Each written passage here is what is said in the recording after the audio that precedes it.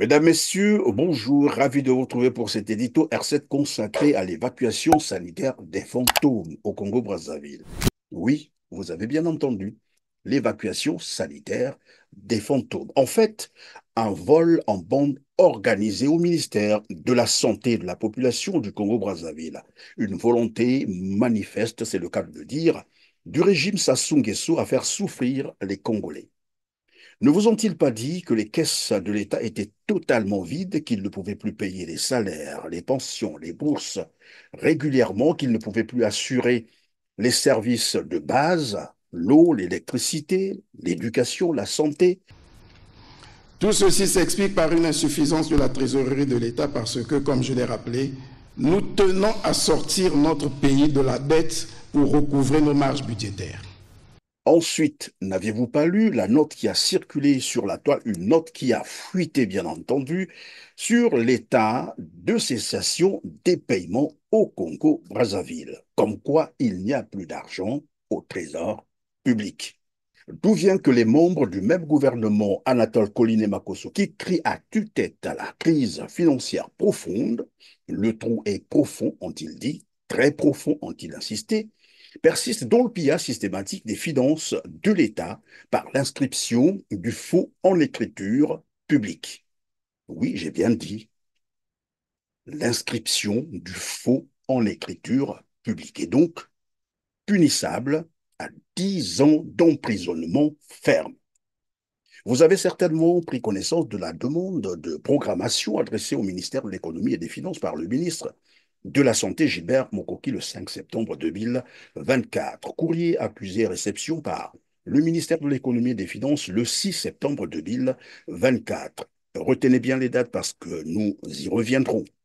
Dans ce courrier, le ministre de la Santé, Gilbert Mokoki, dresse une liste des personnes supposées malades, mais en réalité, ce sont des fantômes qui doivent bénéficier d'une évacuation sanitaire à l'étranger, en France pour certains, au Maroc pour d'autres. Bref, un total de 5 patients que l'État congolais doit prendre en charge pour un coût estimé à près d'un demi-milliard de francs CFA, soit 412 310 000 francs CFA. Je répète, 412 310 000 francs CFA. C'est le coût total de cette prise en charge de 5 patients. Il s'agit donc de Jean-Pierre Nono, vous l'avez probablement connu, c'est le père de l'actuelle ministre Arlette Nono de l'Environnement, Marie-Antoine Gomez de Makanda, Jem Ayulov, Hippolyte Seko et de Samuel Nzingula. Il s'agit bien du professeur Samuel Nzingula pour ceux qui l'ont connu. Mais seulement, voilà. Je ne sais pas si vous avez décelé le crime après avoir écouté ces noms que je viens de citer.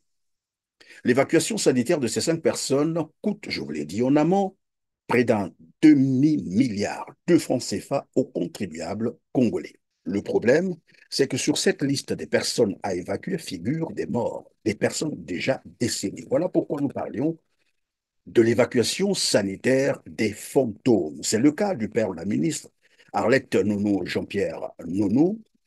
Une disparition qui touche profondément le parti dont il fait partie des fondateurs, le Parti congolais du travail qui a rendu un ultime hommage à celui qu'il surnomme le vieux, à bientôt, l'homme du 6e congrès extraordinaire du PCT.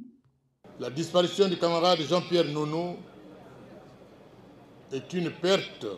Pareil pour le professeur Samuel Nzingula, décédé depuis le 12 mars 2024.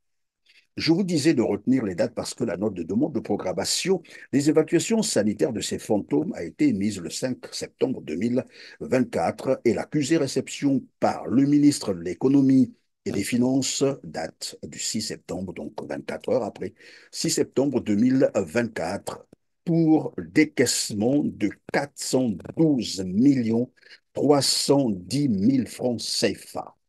Et donc, des évacuations sanitaires qui vont intervenir, soit 9 mois après, pour le cas par exemple de Jean-Pierre Nono, ancien dignitaire du Parti congolais du travail, et 6 mois après le décès du professeur Samuel Nzingula. Prouvez l'erreur. Voilà un autre crime financier que le gouvernement Makosso vient de commettre sous le nez des Congolais déjà meurtris de misère et de souffrance. Mais parce qu'ils savent que vous ne leur ferez absolument rien. J'aime à rappeler que les peuples n'ont que des dirigeants qu'ils méritent. Devrait-on rappeler également qu'Anatole Coliné Makosso a fait décaisser du trésor public 320 millions de francs CFA. Je répète, 320 millions de francs CFA du contribuable congolais pour faire décorer le dictateur Denis Sassou Nguesso à Oyo par l'Académie des sciences d'outre-mer. Dans le même temps, on vous explique qu'il n'y a plus d'argent dans les caisses de l'État. Allez-y comprendre. Merci, mesdames, messieurs, de nous avoir suivis. Likez, partagez, commentez, dites-nous ce que vous pensez de cette situation financière au Congo-Brazzaville, de ces crimes financiers, allais-je dire. Merci et à très bientôt.